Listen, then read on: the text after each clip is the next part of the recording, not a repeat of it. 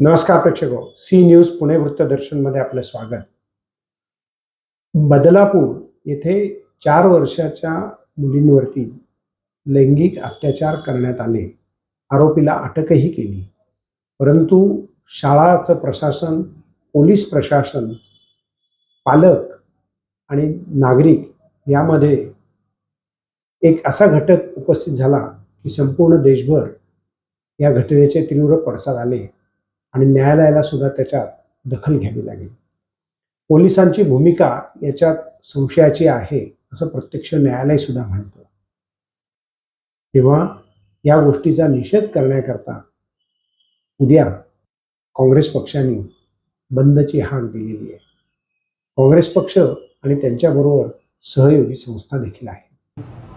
ठाणे जिल्ह्यातील बदलापूर येथील आदर्श शिक्षण संस्था या शाळेतील 2 चिमुरड्या मुलींच्यावर जो लैंगिक अत्याचार त्या शाळेतील एका कर्मचाऱ्याने केला आणि त्यानंतर 4-5 दिवस उलटून गेले तरी शाळेने या प्रकाराचं गांभीर्य ओळखलं नाही, पोलिसांकडे तक्रार दिली नाही आणि ज्या वेळेला पोलिसांकडे ही तक्रार त्या मुलीच्या आईने की त्या मुलीच्या आई ही गरोदर असताना सुद्धा 11 तास त्यांना पोलीस स्टेशनमध्ये बसून ठेवलं आणि त्या 2 चिमुरड्या मुलींच्यावर जो झालेला अत्याचार आहे या संदर्भामध्ये FIR सुद्धा नोंदवून घेण्यास पोलिसांनी उशीर केला. या घटनेचे तीव्र पडसाद हे बदलापूरला त्या ठिकाणी पाहिलं की अलीकडच्या काळामध्ये 10 तास रेल्वे रोकोचं आंदोलन, हजारोच्या संख्येने एवढे नागरिक ज्याला तिथे जमा झाले, हे आंदोलन कुठल्याही पक्षाचं नव्हतं, कुठल्याही नेत्याचं नव्हतं, तर ज्या भावना लोकांच्या होत्या, जो संताप होता, हे अमानवी कृत्य ज्या नराधमाने केलं त्याला पाठीशी घालण्याचं काम त्या भागातले कार्यकर्ते किंवा जी जनता आहे ते म्हणतात की ही जी संस्था आहे ही एका विशिष्ट अशा RSS किंवा भाजप या समुदायाशी संबंधित होती आणि त्याचे जे मुख्य होते आपटे नावाचे, त्यांनी तिथलं CCTV फुटेज असेल किंवा जो पुरावा असेल तो सुद्धा नष्ट करण्याचा प्रयत्न केला आहे अशी चर्चा त्या भागातील नागरिक व्यक्त करीत होते. मी आज आपल्या सर्व पुणेकरांना विनंती करतो की उद्या 24 तारखेला महाराष्ट्र बंदचं आवाहन हे काही राजकीय पक्षांनी केलेलं आव्हान नाही आहे, तर हे महाराष्ट्रातील सर्वसामान्य जनतेने दिलेलं आव्हान आहे.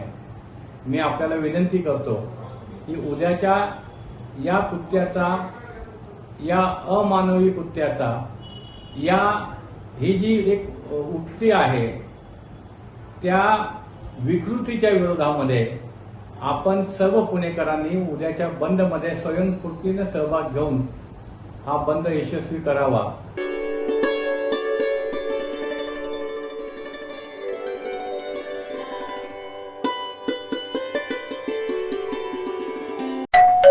अहो उठा ना, ऑफिसला नाही का जायचं?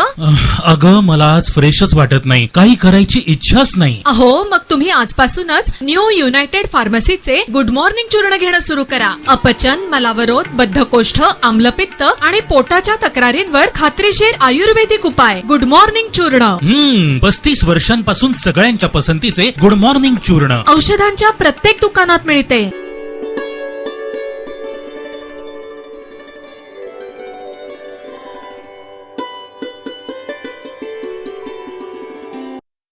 आज शरद पवार यांनी प्रसारमाध्यमांशी संवाद साधला. त्यावेळेला त्यांनी बदलापूर, महाराष्ट्रातली कायदा सुव्यवस्था यासारख्या अनेक गोष्टींवरती त्यांनी भाष्य केलं. जाणून घेऊयात शरद पवार. प्रश्न असा आहे की जे बदलापूरला घडलं, बदलापूरला जे काही घडलं ते अत्यंत निषेधार्ह आणि दुसऱ्या बाजूला चिंताजनक अशा प्रकारचं तिथं 2 अजान बालिकांच्यावर या प्रकारचा अत्याचार एखाद्या शैक्षणिक संस्थेच्या प्रांगणामध्ये होतो आणि साहजिकच त्याची प्रतिक्रिया ही बदनापूरच नव्हे तर अनेक ठिकाणी उंचायला लागलेली होती. बदनापूरला जो काही प्रकार झाला त्याच्या संबंधी सक्त कारवाई करण्याची आवश्यकता आहे आणि ती मागणी सगळ्यांनीच केली. राज्य सरकारने अशा प्रश्नाला अशा प्रसंगांना आवर घालण्यासाठी अत्यंत सतर्क राहिलं पाहिजे आणि गृह खात्याची यंत्रणा अतिशय सतर्क राहून एक तर याला आवर घातला पाहिजे आणि जिथं गरज असेल तिथं अतिशय कठोर अशा प्रकारची भूमिका त्या ठिकाणी घेतली पाहिजे. काल जे काही बोलण्यात आलं ते बदलापूरचं सीमित नव्हतं. दुर्दैवाने त्याच्यानंतर 3-4 दिवसामध्ये कुठे ना कुठेतरी काही ना काहीतरी छोट्या मोठ्या गोष्टी अन्य ठिकाणी सुद्धा होतात असं दिसतंय. कुठे बालिकांच्यावर अत्याचार असेल, काही ठिकाणी मुलींच्यावर अत्याचार असेल. हे चित्र आपल्या राज्यामध्ये दुर्दैवानं दिवसेंदिवस वाढतंय असं पाहायला मिळते.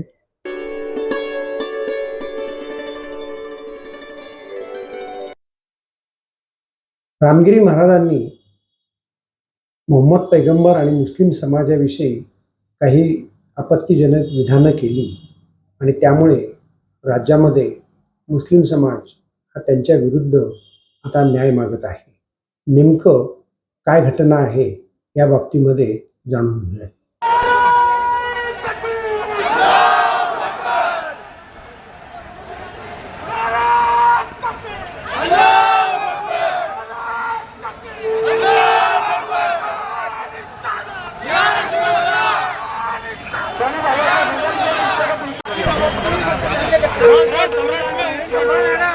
आंदोलन क्या आ गया, आंदोलन के पूरा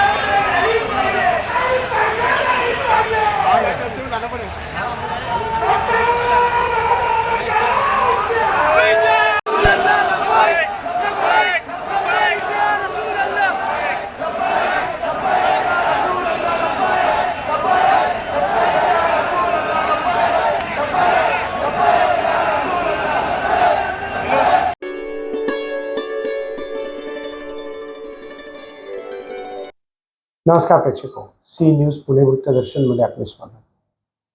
वारकरी संप्रदाय आणि त्याच्याविषयीची असलेली सहिष्णुता ही प्रत्येक भारतीयाच्या मनामध्ये निश्चितच असते आणि प्रत्येक महाराष्ट्रीयन मराठी माणसाच्या मनात तर ती 100%च असते.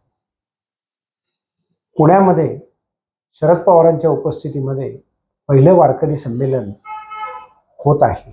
अशा प्रकारच्या संमेलनाला शरद पवार यांची उपस्थिती ही राज्यामध्ये एक वेगळा संदेश देण्याची प्रक्रिया निश्चितच असू शकते.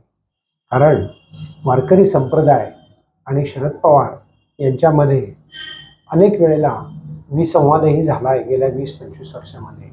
तथापि शरद पवार यांनी अतिशय वेगळ्या पद्धतीनं वारकरी संप्रदायाला जवळ करण्याचा प्रयत्न या संमेलनातून आपल्याला दिसून येतो. मुस्लिम समाजाच्या संदर्भामध्ये रामगिरी महाराजांनी केलेली विधानाचे पडसाद आता संपूर्ण राज्यामध्ये आपल्याला पाहायला मिळत आहेत आणि या आपत्तीजनक त्यांना वाटणाऱ्या विधानांमुळे मुस्लिम समाज हा FIR जागोजागी दाखल करत चाललेला आहे. योग्य ती भूमिका प्रशासन निश्चितच घेईल.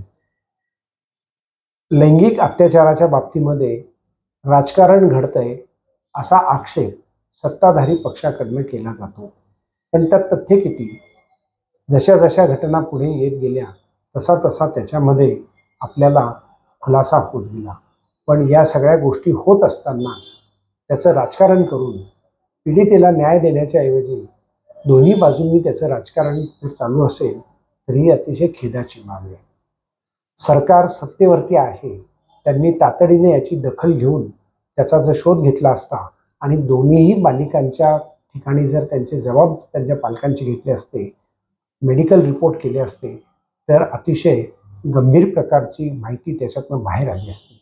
पण ती करायला 48 तासापेक्षाहून जास्त वेळ उशीर झाला, ही अतिशय खेदाची बाब आहे.